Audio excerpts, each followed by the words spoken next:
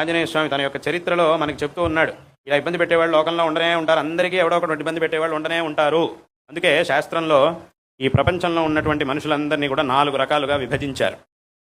మనుషుల యొక్క స్వభావం ఎలా ఉంటుంది అనే దాన్ని బట్టి 4 రకాలుగా మనుషుల్ని విభజించారు శాస్త్రంలో. మొదటిది ఏమిటి అనంటే, మొదటి విభాగం ఏమిటి అనంటే సత్పురుషులు అని అంటారు వాళ్ళని. మొదటి విభాగానికి చెందిన వాళ్ళని సత్పురుషులు అని అంటారు.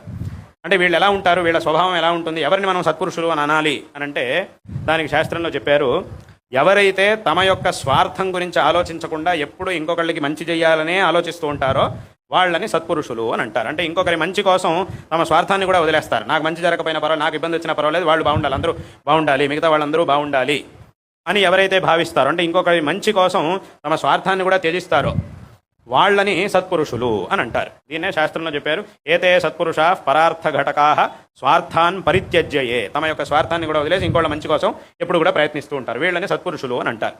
ఇంకా రెండో విభాగానికి చెందిన వాళ్ళు ఉన్నారు. వీళ్ళు ఎలాంటి వాళ్ళు అనంటే సామాన్యాస్తు పరార్థం ఉద్యమభృత స్వార్థ అవిరోధేనయే అని అన్నారు.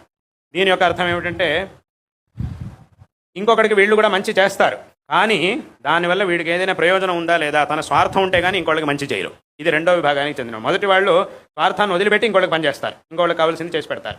కానీ వీళ్ళు ఏం చేస్తారు అనంటే, నేను కావాలంటే ఇంకోటికి కావాలంటే మంచి చేస్తాను, కానీ నాకు కూడా ఏదో ఒకటి ఉండాలి దాంట్లో, నాకేం దొరుకుతుంది, నాకేమిటి దీనివల్ల, నాకేదైనా వస్తుంది అని అంటేనే నేను చేస్తాను, సహాయం చేస్తాను, లేదంటే చేయను అని అంటాడు. ఇది రెండో విభాగానికి చెందినటువంటి వాళ్ళు. వీళ్ళని ఏమన్నారు, వీళ్ళు సత్పురుషులు అయితే కాదు, ఎందుకంటే వీళ్ళకి స్వార్థాపేక్ష ఉంది కాబట్టి వీళ్ళని సత్పురుషులు అని అనలేము. మరి వీళ్ళని ఏమనాలి అని అంటే సామాన్య జనులు అని అన్నారు. సామాన్య జనాలు ఇలా ఉంటారు అని. ఎందుకంటే సామాన్య జనాలు అని అంటే ఎక్కువ మంది లోకంలో దాదాపుగా మనకి ఇలాంటి వాళ్ళే కనిపిస్తూ ఉంటారు. సామాన్య జనాలు అని అన్నారు, అందుకోసమే వీళ్ళని. ఇంకా మూడో విభాగానికి చెందినటువంటి వాళ్ళు ఉన్నారు. వీళ్ళెవరు అనంటే పరహితం స్వార్థాయ నిఘ్నంతి అని అన్నారు వీళ్ళని. అంటే ఏమిటి, వీళ్ళు ఏం చేస్తారు అనంటే తన ప్రయోజనం కోసం ఇంకోళ్ళని ఎంతకైనా హింసిస్తూ ఉంటారు. హింసించడానికి వీళ్ళు వెనకాడరు.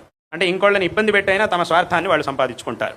ఇది మూడో విభాగానికి చెందినటువంటి వాళ్ళు. అంటే దీనివల్ల వీడికి ఏదైనా లభిస్తుంది అని అంటే మాత్రం ఇంకోటి ఎంతకైనా హింసిస్తూ ఉంటారు. బాగా హింసించి పీడిచ్చి వీళ్ళకి కావాల్సిందని సంపాదించుకుంటారు. అంటే వీడి వల్ల ఇతరులకు ఉపయోగం అయితే లేదు, వీళ్ళు ఇతరులకు సహాయం కూడా చేయరు, కానీ తమ స్వార్థం కోసం హింసిస్తారు, ఇంకోళ్ళని పీడిస్తూ ఉంటారు ఇంకోళ్ళని. ఇది మూడో విభాగానికి చెందినటువంటి వాళ్ళు. వీళ్ళకి ఏం పేరు పెట్టారు, మొదటి వాళ్ళనేమో సత్పురుషులు అని పేరు పెట్టారు మొదటి వాళ్ళకి, రెండో వాళ్ళకేమో సామాన్యులు అని పేరు పెట్టారు, మూడో వాళ్ళకి ఏమిటి పేరు పెట్టారు అనంటే మానుష రాక్షసాహ అని అన్నారు. అంటే ఏమిటి, మనుషుల రూపంలో ఉండే రాక్షసులు అని అన్నారు వీళ్ళని. ఎందుకు అనంటే వీళ్ళు ఏం చేస్తున్నారు, వాళ్ళ స్వార్థం కోసం ఇంకోళ్ళని పీడిస్తూ ఉంటారు, కాబట్టి వీళ్ళని మనుషుల రూపంలో ఉండే రాక్షసులు అని అన్నారు.